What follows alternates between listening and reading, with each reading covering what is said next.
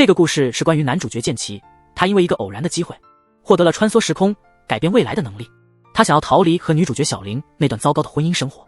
剑奇决心回到过去，做出不同的选择。结果，两人的命运都发生了天翻地覆的变化。故事中的男主角剑奇已是中年人，他在银行只是个小主任，经常遭受上司的欺负。他有2个小孩子，还有一个脾气火爆的妻子。那个脾气火爆的妻子就是女主角小玲。生活的重压让剑奇喘不过气来，妻子的暴躁让他更是精疲力尽。深夜，儿子启泰的哭声把一家人吵醒了。小玲独自起床去安抚儿子，但不一会儿，启泰又哭起来。疲惫的小玲喊醒剑奇，但剑奇根本没力气照顾孩子。第二天早上，夫妻俩都起晚了，匆忙开始收拾准备。剑奇既没有早餐吃，也找不到合适的衬衫。妻子甚至忘了今天是他的生日，他只是不断提醒剑奇，下班后一定要记得接孩子。剑奇没时间感到失落，匆忙赶往公司，但他还是迟到了。这个月已是第3次，上司想扣他的绩效，剑奇也只能无可奈何。倒霉的剑奇遇到了客户出了问题，他得亲自出马解决，连手机都没带，就急急忙忙出门了，也忘了自己答应接孩子的事。在餐厅工作的小玲接到了老师的电话，老师说孩子没人接，小玲也联系不上剑奇，只好请假去接孩子，还被老板训了一顿。忙碌了一整天的剑奇终于把客户问题处理好，但打开手机一看，满是妻子的未接来电和紧急短信。果不其然，一回家，小玲就把拖鞋扔向他。他大声质问剑奇为何连接孩子这点事都做不好。即便剑奇不停解释，他还是不相信，甚至拿处理好的螃蟹腿当做飞镖扔过来，差点就出了大事。心里委屈的剑奇叫上了死党大山，一起去了另一个好友小胖的餐馆倾诉苦水。他说自己实在受不了和妻子继续生活在一起。剑奇想要离婚，但大山安慰他，人是会改变的。他提到自己的妻子婚前连10斤米都扛不住，现在却能一手抱着双胞胎，一手扛起大米。可剑奇觉得小玲变得太可怕，甚至担心哪天会害了自己。第二天，剑奇的妹妹小朱去小打工的餐馆找他，两人聊得正高兴时，母亲突然打来电话。小玲接电话后急忙去了母亲家，因为小玲的父亲已经去世，而她的母亲患了老年痴呆症，无法自理。剑奇晚上回家，小玲因为担心母亲的事，连晚餐都没准备。她打算找剑奇好好商量一下母亲的病情。剑奇并不在意，反而开始玩起了游戏。剑奇的不关心让小玲伤心透了。第二天偶然之间，剑奇再次遇到了曾经的梦中情人佳佳。佳佳依旧美丽温柔，剑奇心里五味杂陈。知道佳佳曾喜欢自己，剑奇感到无比遗憾。他跟朋友分享了这段往事。10年前，他曾默默喜欢过白富美佳佳。一次偶然的机会，他帮佳佳得到了喜欢的作曲家签名。佳佳还邀请他一起去听演奏会。在那个决定命运的日子，去赴佳佳约的途中，剑奇在公交站遇到了小玲。小玲当时正在帮一个老奶奶，小玲的笑容瞬间打动了剑奇。下车时，小玲不小心把钱包落在公交车上了。剑奇犹豫了下，还是决定把钱包还给这位可爱的女孩。他下车追上了小玲，最后在警局找到了她。正是因为这个缘故，他错过了和佳佳的约会。与其说错过，不如说他和小玲变得更亲近了。现在他不止一次想过，如果当时没下公交车就好了。画面转换，剑奇回到了家，妻子一副狼狈的样子睡在床上，他甚至因为剑奇身上的酒味将他赶到客厅。心情郁闷的剑奇只能通过打游戏来排解，但游戏机居然也坏了，真是倒霉透顶。2020 9月2日，剑奇在下班路上，他突然在公园里遇到了一个古怪的老头，就叫他老白吧。老白对一群小孩讲述沃尔夫星的变化，会产生虫洞，能让人回到过去。旁边的剑奇觉得这很可笑。突然，老白走过来给了剑奇2枚硬币，说这是2010年的硬币，说宇宙会引导你，你的人生可以有所改变。老白说完这些莫名其妙的话就走了。这时剑奇接到电话，说他朋友小胖出了车祸。他没再想老白的话，急忙去了医院。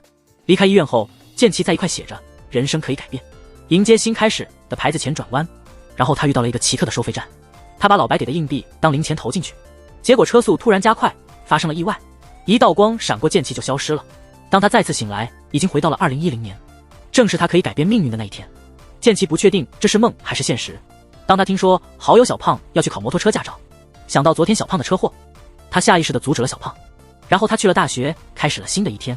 佳佳是女神，她邀请他去听演奏会。突然间，他时空转换，回到了2020年，但不是回到穿越的那天9月2号，而是回到了9月1号。剑奇觉得昨天的一切像是做了一场梦，所以也没有放在心上。后来看着老人疗养院的高昂费用，他叹了口气。他想要和剑奇商量延长工作时间，但剑奇说家务和照顾孩子已经很忙了。他劝他不要再给自己增加负担。本来是出于好心，但小玲气爆了。他想，如果剑奇能升职加薪，自己就不用这么辛苦了。不久，小玲无意中发现了剑奇偷买的游戏机，气急败坏的小玲把游戏机扔进了浴缸，恰好被回家的剑奇看到。两个人都忍不住爆发了。小林责怪丈夫不关心她，剑琪则认为妻子不理解他。他们争吵后愤然分开。晚上，心情郁闷的剑琪路过小胖的餐馆，惊讶地发现小胖的双脚竟然没事了。一问才知道，是因为听了他的劝告，小胖没去学摩托车。这时他才意识到，昨天那场回到过去不是梦，他改变了小胖的过去。怀着试试看的心态，他开车到昨天那个收费站，投了另一枚硬币。天空中出现了2个月亮，剑琪又穿越了。他回到了2010年遇见小林的那一天。这次他下定决心不跟小林扯上关系。在公交车站，他果然再次遇到了小林。剑琪没有拿起钱包去追小林，而是选择了先去警察局。从警察局出来，刚好遇到前来报案的小林。这一次两人擦肩而过，剑琪在心里默默祝福小林幸福。然后他抢了大山的出租车去赴佳佳的约会。演奏会后，佳佳向剑琪告白，剑琪也吻了她。一道白光闪过，剑琪回到了2020 7月7日。这次醒来，一切都变了。他的妻子变成了佳佳，他搬进了大房子，开上了豪车，有一个温柔的妻子，还有专门的游戏座位，财务上也富足了。尽管工作没变，但作为大财团女婿，上司不敢再难为他。接着剑琪发现，因为换了妻子，他和小林的孩子也不可能再回来了。但现在回也没用了，既然选择了，他就得快乐地活下去。人生就是这样，充满了奇迹。剑琪原本以为他的人生不会再有小林的出现，转眼间小林却出现在银行，成了他的同事，这让剑琪吓得尖叫起来。后来得知小林是从总行调到分行的，剑琪因此焦虑不已。明明已经避开了，怎么又遇到了呢？剑琪觉得这里面有些不寻常。随后剑琪发现不只是他发生了变化，原本结婚的好友大山，因为剑琪那天抢了出租车，大山没赶上女友，现在又单身了。那个曾经单身的小胖在剑琪婚礼上和小林的妹妹一见钟情，现在也结婚了。剑琪引起的蝴蝶效应越来越明显。回家后，佳佳给剑琪准备了生日惊喜，这让剑琪觉得非常幸福。第二天，剑琪在银行门口又遇见了小林，他开始怀疑小林知道他改变了过去，所以特意来这家分行找他复仇，这让剑琪的疑虑达到了极点。在工作上，小林表现得游刃有余，面对麻烦的顾客也能轻松应对，这使得大山也开始欣赏他。但在剑琪心里，小林的怪兽形象已经根深蒂固。看到这样出色的小林，剑琪感到震惊。下班后，剑琪的母亲打电话来说想念他，剑琪就和现任妻子佳佳商量周末去看望母亲，但他们之前已经约好周末要陪岳父岳母吃饭，过年也是先去佳佳的娘家。看来剑琪成了彻头彻尾的上门女婿。另一方面，小林一直在照顾生病的母亲，他也是为了照顾母亲，才主动要求调到离家近的分行。最近，小林总梦到自己结婚了，但他看不清楚那个人是谁，这让小林感到不安。第二天，之前的麻烦顾客在网上散布关于小林的谣言，没办法，只好亲自上门道歉。但内心强大的小林并没有因此受挫，这让大山和剑琪对他刮目相看。银行因为小林解决了一桩大麻烦，大家决定聚餐庆祝这件事。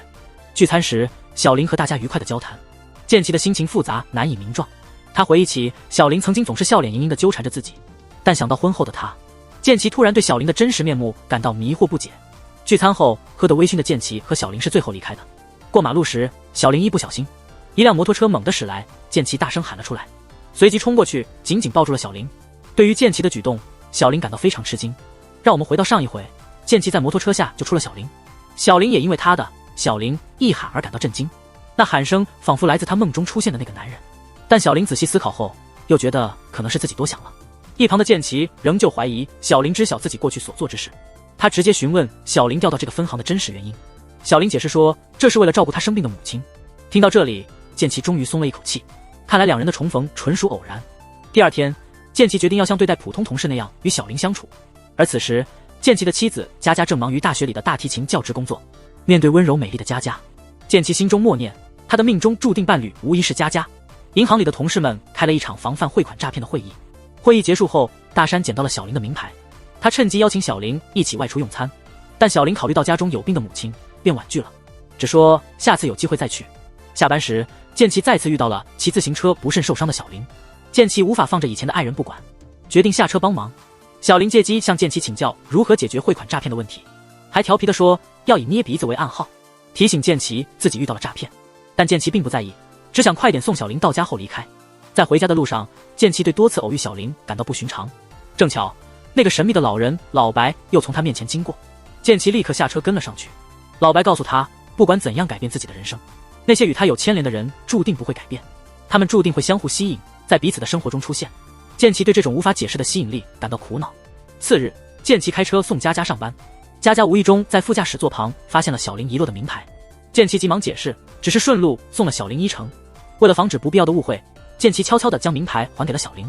小林误以为是大山归还的，便去找他确认。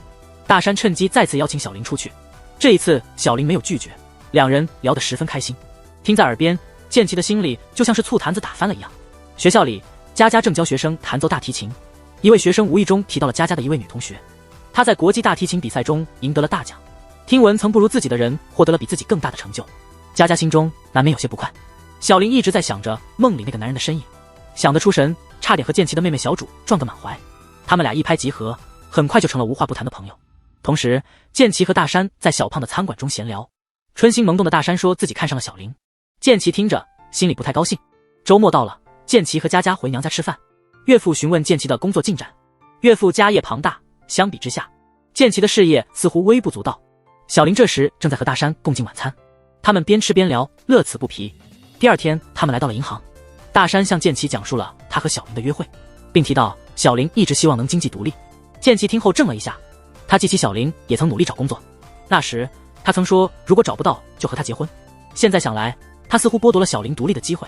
剑崎庆幸自己的过去已经改变，正是因为他们未曾相遇，才能各自过得好。他们注定不是彼此的伴侣。同时，有位可能被骗的老婆婆来到银行，小林立刻用暗号让剑崎来帮忙。虽然银行有规定遇到这种情况应立即报警，但剑崎出于私心，还是选择帮助小林。最终两人联手救出了被骗的老婆婆，他们一起去警局做了登记。小林非常感激剑崎能理解他的信号。这时候剑崎在思考，老白说他和小林相互吸引，他们一起匆忙回去，路过了曾经喜欢的餐厅，重返熟悉的地方，一切都已改变。剑崎突然问小林是否一直想做有意义的工作，小林回答说不必然，她愿意成为家庭主妇，只要丈夫快乐，她也快乐。知道小林心里的真实愿望，剑崎感到非常难过。回想起两人曾经的幸福，实际上小林的愿望早已实现。饭后外面下起了雨，他们找到一把破伞，一起在雨中奔跑，就像过去一样。边跑，剑崎的脑海中闪现出往事，小林曾是那样温柔贤惠的妻子，是剑崎长期的冷漠消磨掉了小林对婚姻的热情。剑崎意识到一切都是他的过错。在分别前，小林突然叫住了剑崎，和剑崎相遇后的种种让小林感觉他可能早就认识他，但剑崎坚决否认这一切。就在这时，小林的母亲突然出现了，她一见到剑崎就激动地抱住他，叫着女婿。这一声女婿吓得剑崎心惊胆战，林的母亲甚至强拉着剑崎直奔他的家。小林赶忙向剑崎解释，是母亲患了阿尔茨海默病才会说出那样的话。听了小林的解释，剑崎这才意识到，原来小林早就想和他谈谈他母亲的病情，可惜他因为工作太忙，从未放在心上。剑崎还自欺欺人地认为林母只是说了些无稽之谈，然而林母接着把自己过去做过的种种事情都说了出来。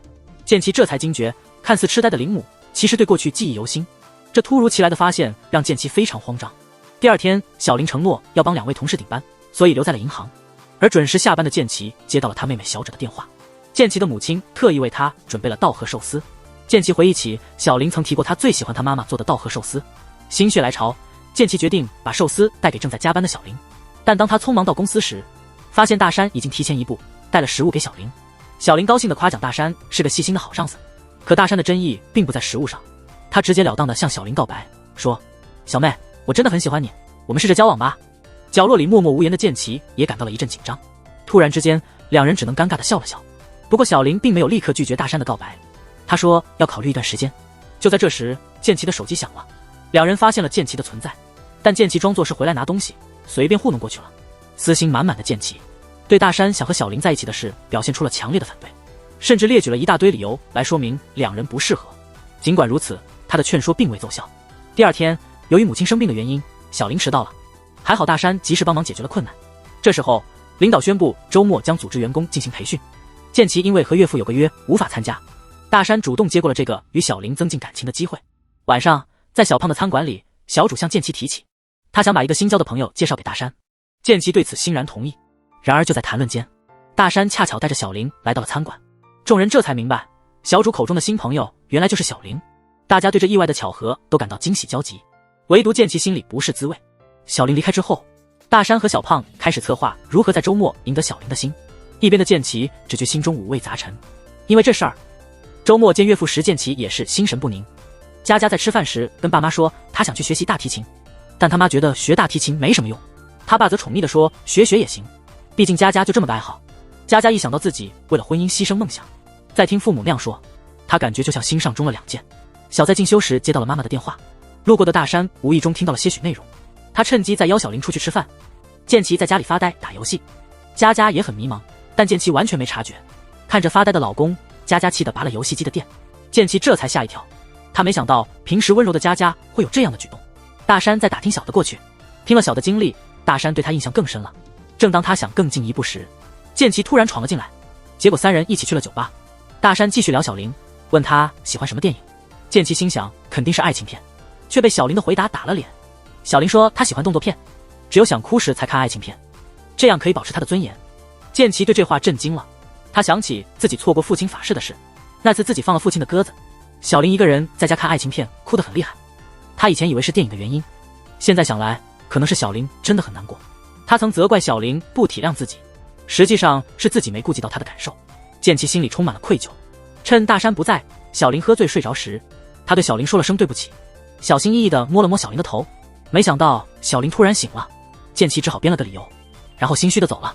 小回家后一直想着建奇摸头的感觉像是梦里那个男人。第二天建奇决定不再想小林，约佳佳晚上出去吃饭，他高兴地答应了。下班后小林忍不住问了建奇，他走到建奇面前说了声抱歉，然后把他的手放在了自己头上。他想确认建奇是否就是梦里的那个人。正好佳佳也来银行，恰巧目睹了这一幕。建奇机智的解释说是在帮同事去除头上的灰尘。佳佳这才意识到小就是那个将工牌遗落在她丈夫车内副驾驶座的女士，心里不由得产生了不满，气氛变得尴尬。小连忙溜走。佳佳看向建奇的目光中带着几分疑惑，逃跑的小内心还在剧烈跳动。建奇给她的感觉就跟梦中那人一样。此时小约了小去餐厅聚一聚，他本想让大山和他的好友小修复关系，但当小主问到小是否有喜欢的人，建奇的影子便在他心头浮现，口中却否认。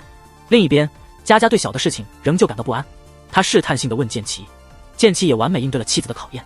即便如此，佳佳还是要求丈夫不再搭载小。建奇保证后，佳佳才露出了笑容。第二天银行里，小和建奇之间的气氛有些怪异。幸运的是，小林和大山被派出去执行任务，这缓解了两人之间的尴尬局面。谁知道小的母亲突然来银行找建奇，还一直叫他女婿，众人误以为他是财阀太太，都对他非常尊敬。建奇只得匆忙将母亲带离。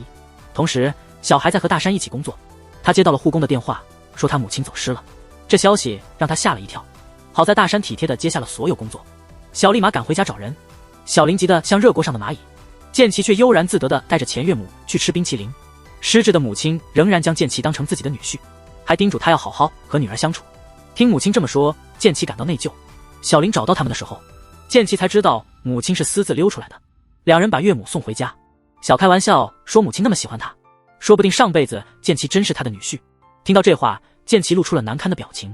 小意识到自己的玩笑开过头，急忙道歉。小和建奇告别后回到了工作岗位。到达时，大山正在帮工人们忙碌。小突然看到了大山身上的光芒，他既善良又可靠。他鼓起勇气走到大山面前，说：“我们在一起吧。”大山听了乐得合不拢嘴，笑得像个傻子。就这样，他们确定了彼此的关系。他们俩一回到家就四处宣布开始恋爱了。这消息对建奇来说简直是晴天打雷。小胖和小主开心地提议一起去野营，甚至连平时关系不好的大嫂佳佳也被邀请了。但建奇一直心不在焉，心神不宁到差点把自己吓个半死。回家后，佳佳异常地同意了野营的提议。可是佳佳一到野营地就挑三拣四，安排房间时还安排恋爱中的大山和小林同房，这让大伙儿都挺尴尬的。吃饭时，大山聊起他们银行有个八卦网站，上面常爆料些内幕，有的还导致人丢饭碗，这让一向纯洁的佳佳觉得很恐怖。桌上的小林随和大方，赢得了大家的喜爱。看着小姑子跟别人比跟自己还亲，佳佳心里不是滋味，她心中的竞争欲膨胀，非要斗酒表现自己。大家调侃着问小林究竟喜欢大山什么，小林害羞地说了出来。大山幽默又体贴，从不让他感到孤单，这对建奇来说简直是当众羞辱。听了这些，建奇脸色复杂。晚上小林突然发烧，建奇记得小林体质特别，发烧只能吃特定的药才管用。建奇连夜开车去好几家药店才找到那药。他急匆匆回来时，大山已经带小林去了医院。他又气又失落。医院里，大山陪着小林，建奇就在营地外等他们。没多久，大山带着睡着的小林回来，他小心翼翼地帮小林解安全带，却被外面的建奇误会他们在接吻。建奇的嫉妒如同打翻的醋瓶。回家后，建奇闷闷不乐，脑海里总是浮现小林的身影。建奇后悔了，他发现自己放不下小林。看着小林和大山在一起，他意识到自己还爱着他。为了重新得到小林的心，剑崎决定再次穿越回过去改变命运。他费尽心机找到一枚2010年的硬币，然后他回到那个能改变命运的地方。但这次他找不到那个神奇的收费站了。失望透顶的他猛拍方向盘，但一切都晚了。此时老白成了他最后的希望。剑崎跑到遇见老白的那个公园，他声泪俱下的祈求老白再给自己一次机会回到过去。是他的愚蠢把小变成了怪物，他想要回去与他再续前缘。这一番真情表白并没有打动老白。老白在这一世里提醒剑崎要记住，此时剑崎已经有了一个决定一生的伴侣佳佳。虽然知道这是对的，但是明白了自己心中所爱的剑崎现在只想和小在一起。无论剑崎怎么恳求，老白还是拒绝了他。碎了的水难以收回，彼此依偎不如在世间相望。剑崎最终还是屈从于现实，他决定放下对小的想念，好好对佳佳。第二天，剑崎一大早就起来做家务和准备早餐。丈夫不常有的体贴让佳佳非常感动。佳佳希望丈夫今天能早点回家，因为她有话要说。剑崎满口答应。佳佳其实是想告诉剑崎，她想去京都交响乐团深造大提琴。同时，大山和小林的关系也在悄然升温，一切似乎都已是定局。心情很好的佳佳去公园散步，意外地遇到了暗恋她的花店小哥玉泰。他们简短地交谈了几句，从他们的表情来看，玉泰和佳佳之间似乎也有些故事。另一方面，在银行里的剑崎遇到了小林，这一刻他抛开过去，开始真心祝福小林和大山。这一次他决心要好好对佳佳，但在别人看不到的地方，剑崎和小林都露出了苦涩的笑容。剑崎偶然听说明天是他父亲的忌日，为了弥补以前没能陪小给父亲做法事的遗憾，剑崎主动承担了大山的工作，这样大山就可以去帮小林忙了。但因此剑崎错过了与佳佳的约定。深夜，剑崎处理完所有工作回到家，佳佳已经睡了。第二天早晨，剑崎向佳佳保证今天一定会早点回家。在小林的那边却出了事，他一醒来就发现妈妈不见了，桌上留着爸爸的照片，他吓得赶紧出门去找。此时剑崎在银行与同事们一起准备迎接高层检查，下班后他还得应酬上司去参加聚餐，他又没能兑现对妻子的承诺。聚餐后在回家的路上，剑崎遇见了一整天都在找妈妈的小林，看着眼前无助的小，剑崎还是决定去帮助他。不过这次他记得佳佳的话，没让小林坐副驾驶。听完小林的遭遇，剑崎想起之前小胖通过社交媒体招揽顾客的方法，于是他一边带着小林去警察局报警，一边请小胖和小猪帮忙在网上发布寻人启事。不过这一切他都没有告诉在家苦苦等待他的佳佳。众人拾柴火焰高，两人终于在一个公交车站找到了母亲。看到女儿和女婿一起来，林母非常开心。原来每年父亲忌日，母亲总是不停乘坐公交车，因为母亲和父亲是在公交车上相识的。即便失去了理智，母亲仍旧记得和爱人初次见面的情景。听了母亲的话，小林伤心地哭了。他没想到父亲去世给母亲带来了这么大的打击。林母和剑崎说完话后也准备回家，他和小林一起步行在路上。剑崎似乎又回忆起以前和小林约会的情景，但是那些时光已经一去不复返了。剑崎感叹，有些东西一旦失去就再也找不回来。小林察觉剑崎心事重重，剑崎借讲故事的机会向小林坦白了自己的内疚和遗憾，并表示会祝福那位已失去的爱人。两人各自心怀思绪，在路口分别。回家后，佳佳抱怨剑崎爽约了，剑崎只得谎称是因为上次要聚餐才没回家，但很快就被佳佳揭穿了谎言。林母用小林的手机给剑崎打电话，恰巧被佳佳接听。林母一开口就问为什么是剑崎拿着他女婿的手机。佳佳意识到事情不对劲，凭借女性的直觉和侦探般的调查能力，她在剑崎衣服口袋里找到了警察局的名片，并且发现车载监控记录了剑崎与小林的对话。有了确凿证据，剑崎无法再狡辩，剑崎只能坦白一切。但是激动的佳佳根本听不进去，她追问剑崎，即使要去找人，为什么非得他陪同？即便他去了，有必要陪那么久吗？他担心别人，而对自己苦苦等候的妻子却不闻不问。面对佳佳一连串的质问，剑崎哑口无言，只能向佳佳道歉，并反复强调他和小林之间只是纯粹的工作关系。佳佳更加愤怒，因为剑崎至此仍然在保护小林。激动之下，佳佳冲出了家门，恰遇上暗恋他的玉泰。玉泰带着佳佳去酒吧借酒浇愁，并不断地对他说情话。另一方面，剑崎正焦急地寻找着妻子，最终嫉妒使佳佳失去理智。他在大山提到的那个八卦网站上发表了关于小林的恶意评论，而回到家的剑崎对此一无所知。第二天，佳佳的帖子迅速引起了公愤，帖子上直指小林是个不检点的女人，描述她引诱有妇之夫，生活混乱，甚至整过容。银行里的人都对这些恶毒的话感到愤怒。醉酒后的佳佳也想起了自己做的事，看到事情闹大，她想删除帖子，但不知道如何操作，于是决定不再理会，眼不见为净。银行的人都觉得小明受了委屈，但当事人自己却说没什么大不了的。他坚信好的不怕时间的考验，坏的自有恶报，流言蜚语迟早会自己破灭。大家猜想散布谣言的人肯定跟他有仇。小林却觉得自己并未得罪任何人。剑崎忽然想到了佳佳，忍不住给佳佳打了个电话，但又不知道该怎么问起。最终剑崎选择了信任他的妻子。没多久，这个论坛帖子的事情越闹越大，连银行总部都注意到了。小林面临着可能被解雇的风险。这时有人把银行员工的照片挖了出来，这让小林终于忍不住发怒了。他可以容忍别人诽谤自己，但不能容忍这些事情波及到身边的人。即便是泥塑的人物，也有忍无可忍的时候。小林决定和大山一起去查找是谁发的帖子。大山陪小林去查找线索，他的工作就交给剑崎了。剑崎给佳佳报告自己暂时不能回来的原因。佳佳知道小林要去找发帖子的人，他突然慌了起来。正在这时，玉泰按响了他的门铃。佳佳急忙让玉泰教他怎么删除帖子。另一边，小林和大山已经到了调查公司。关键时刻，佳佳在小林之前把帖子删除了。晚上剑崎回家后，他再次向佳佳道了歉，两人的关系似乎有所缓和。这时工作的事情又来了，剑崎拿起了笔记本电脑，在查资料时，他无意中看到了佳佳的浏览记录，发现他曾经登录过银行的内部论坛。剑崎开始怀疑佳佳可能就是发帖的人，心里乱成一团的剑崎找到了老白诉说苦恼。他不知道事情怎么会发展成这样。老白深意地对他说：“你以为换了妻子就能万事如意吗？”剑崎还没弄明白，老白却不愿多说。第二天上班，剑崎告诉大家，一旦找到造谣的人，他会起诉那个人。大家都支持小明的反击，只有剑崎心里忐忑。这时候还发生了一点小事。为了彻底放下对小林的思念，剑崎把之前买的解热药放进了银行的药箱里。小林无意中发现了这个举动，听说是剑崎做的。想到剑崎对自己的了解，小林的内心更加不平静了。晚上，佳佳正跟剑崎商量去参加父亲获奖派对的事情。小林突然打来电话说，其母生病住院，明天要做手术，希望剑崎能够来医院看望其母，因为其母太久没有看到儿子，有点伤心。听着妹妹的话，剑崎有点心酸，他答应明天会去看望母亲。他请求妻子陪他一起去医院，妻子勉强答应了。但佳佳到了医院，只是敷衍地看了婆婆一眼就离开了。他去忙自己父亲得奖派对的事情。因为不喜欢穷亲戚，佳佳一家对其母的态度很冷淡。其母生病，一直都是小林在照料。巧合的是，小林母亲也在这家医院做检查。记得上次的经历，我带着小林冲进了其母的病房，一家人在一起度过了开心的时光。其母很喜欢这个开朗、大方、细心、孝顺的女孩，甚至认为她是最合适的儿媳。剑崎对此只能无奈地笑。晚上，剑崎留在医院照顾妈妈，但佳佳催他快回家。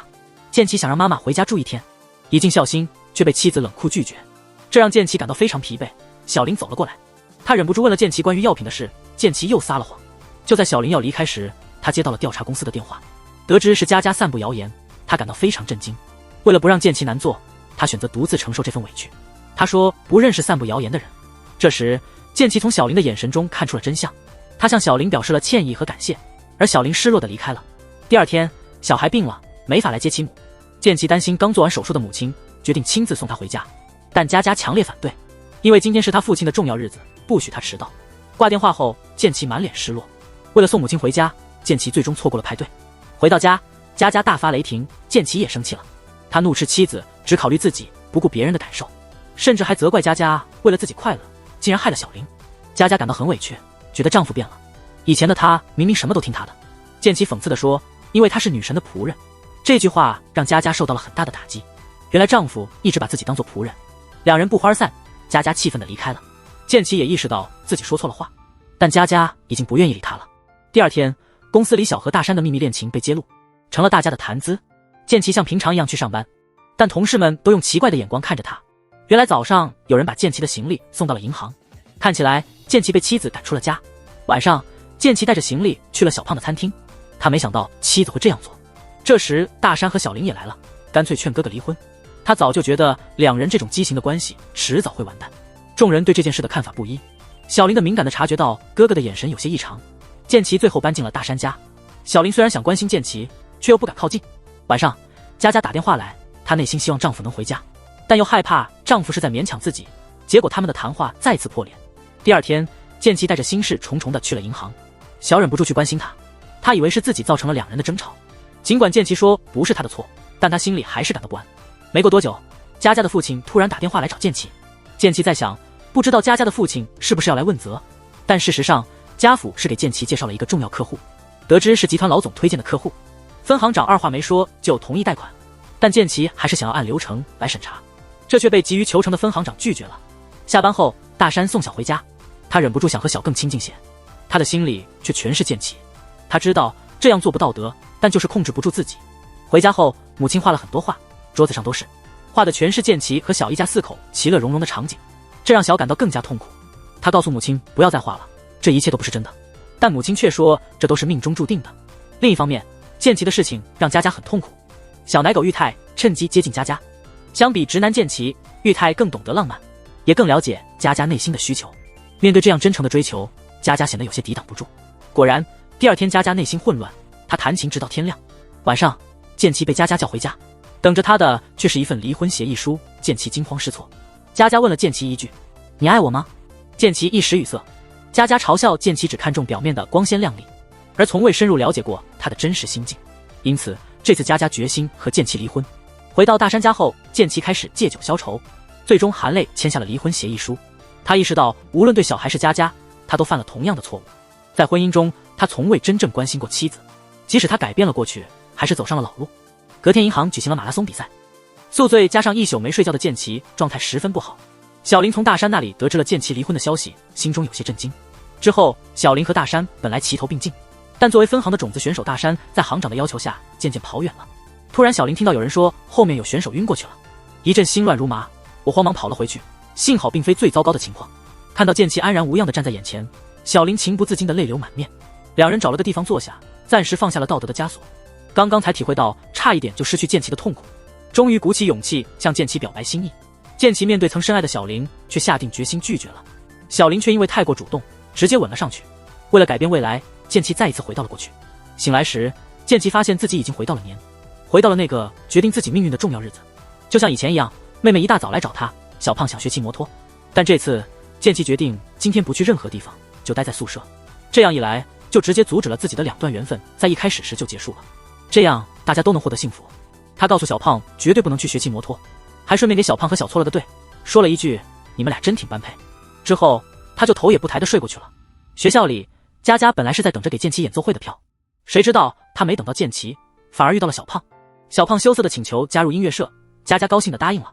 另一边，小出现在了公交车站，他们谁也没有等到剑奇。晚上，剑奇躺在床上，想到既然今天什么都没发生，既没有见到小林，也没有和佳佳约会，那么他就不会再和他们有任何交集了，就可以避免悲剧的发生。他的任务也算是完成了。突然间，一道白光闪烁，剑奇又穿越回去了。等剑奇再次醒来时，他发现自己在一所陌生的房子里。时间已经来到了2020年5月，剑奇发现自己不再是银行员工，连工作地点也从东京变成了大阪。他急忙查看通讯录，但没有找到小何佳佳的信息，他因此松了一口气，至少不会再让他们不幸了。剑奇到了公司，对这个新环境还很陌生，突然被新上司叫去了。上司打算给他安排一场相亲，但剑奇经历过2次失败的婚姻，现在根本不想考虑结婚的事情，所以婉拒了上司好意。他现在只想安心做一个单身汉，免得再给别人带去不幸。从那之后，剑奇便独自一人生活，将所有精力全投入到事业中。剑奇原本以为生活会一直这样平静的流逝，没想到上司突然让他去东京出差，还询问他是否考虑调回东京工作。剑奇心里七上八下，嘴上却回答说再考虑考虑，心中却在想不会又遇见小林吧。剑奇重返东京，去了小胖的餐厅，想看看妹妹和小胖怎么样了。到了那里，才知道原来的餐厅已经不在了。打了个电话才知道，小胖现在经营着一家新的餐馆。因为剑奇当年随口一句话，小林和小胖又重新结缘了。意外的是，在小胖的餐馆，剑奇偶然又遇见了佳佳。小胖当初因为参加了音乐社，所以他和佳佳通过音乐结缘，成了好友。多年后再遇到佳佳，他已经光彩照人。这一世的佳佳坚守着自己对大提琴的热爱与追求，剑奇心里不由得感到庆幸。佳佳和剑奇寒暄了几句之后就告辞了。没想到刚转身就看到了滑板上的玉泰，他们一对眼，仿佛时间都在那刹那凝固。有些人之间似乎就有着天定的缘分。就在这时，剑奇想起了老白，因此他去了公园。他这次见到的老白已经不再消沉，老白开始讲述自己的故事。老白曾是位医生，一次手术失误让他名誉扫地，他为了家人试图穿越回去，成就一位完美的医生，最终却因过于专注事业导致家庭破碎。他每遇到不顺心的事就尝试回到过去，希望改变命运，但他发现不管怎样努力，悲剧似乎总有他出现的方式，难以避免。正是剑奇上次那句看得出你也放弃了生活，让他有所觉悟。生活不可能完美无瑕，总是要有所取舍。所以老白再次穿越，这次他珍惜了最重要的家人。现在的生活虽不算富裕，却十分幸福。听完老白的故事，剑奇又想到了小，他不由自主地走到了以前工作的银行门前，心里想着再见一面。这时大山从他身边跑过，曾是好朋友，如今却变成了陌生人。剑奇注意到大山手上的婚戒，他意识到自己不再介入之后，大山终于求婚成功，找到了属于自己的幸福。剑崎调整好心态，走进银行，再次见到了小。他假装有业务要办，就留在银行里。小看上去好像完全不记得剑崎。过了一会，那位曾被诈骗的老婆婆来到了小的面前。就在那一刻，小向剑崎做了一个只有他们2人知道的捏鼻子的手势。这一刻，真相大白，小其实并没有失去记忆。原来在9月2日那晚，剑崎决定再次穿越的时候，小林发现了剑崎想要回到过去的打算，就悄悄跟着他。他看到剑崎从老白那里拿到了硬币，这让他想起了母亲给他的一枚相同的硬币。然后他跟随剑崎一起来到那个神秘的收费站。剑崎穿越回去后，小林也投币跟着穿越了。小林穿越到了他和剑崎相遇的那一天，他知道剑崎不会去公交站，于是开始四处寻找，但还未找到剑崎，他就被送回了现在。回到2020的现在，找不到剑崎的踪影。但好消息是，因为穿越，小林的父亲多活了2年，母亲也未患上阿尔茨海默病。小林依然记得和剑崎的爱恋，尽管暂时不能和剑崎在一起，始终坚信剑崎就是自己命中注定的那个人。从那时起，就一直期待与剑崎的重逢。听了我真挚的表白，剑崎找不出理由再拒绝我。其实他一直在自欺欺人，因为他认为分开才是最适合他们俩的选择。要不是骗自己，他早就按捺不住思念去找我了。直到现在，他仍旧深爱着我。现在他终于意识到，他想找回的不是我，而是那个曾经渴望与我共度余生的自己。剑崎终于说出了心里的真话，他想和我在一起。最后，有情人终于成了家，2人相拥而泣，再次承诺一起生活的誓言，再次步入婚姻的神圣殿堂。4年后，他们又有了一对儿女。这次的婚姻生活不再是一个人的辛劳，面对问题时，剑崎不再单纯抱怨，而是学会了与我沟通。得到丈夫帮助的小林也会说一声感谢。他们的生活甜蜜而幸福，偶尔享受2人世界的时光。那天，他们重游初次约会的海滩，依偎着欣赏那灿烂的晚霞。故事的结尾，每个人都找到了自己的幸福。佳佳在事业与爱情上都丰收，既没放弃大提琴，也获得了爱宠。小胖与小者在剑崎的帮助下，成了一对快乐的冤家。大山也找回了自己的妻子和孩子，过上了幸福的家庭生活。剑崎的人生导师老白也保住了自己最珍贵的家人。历经风雨的剑崎，终于找回了那个想要和小林共度一生的决心。小林的人生也因此彻底改变，不再是被失败婚姻击垮的女人，而是变成了一位坚强独立的女性。人生经历了3次大的转变，我们学会了如何好好经营婚姻，最终我们还是手牵手走向了幸福的结局。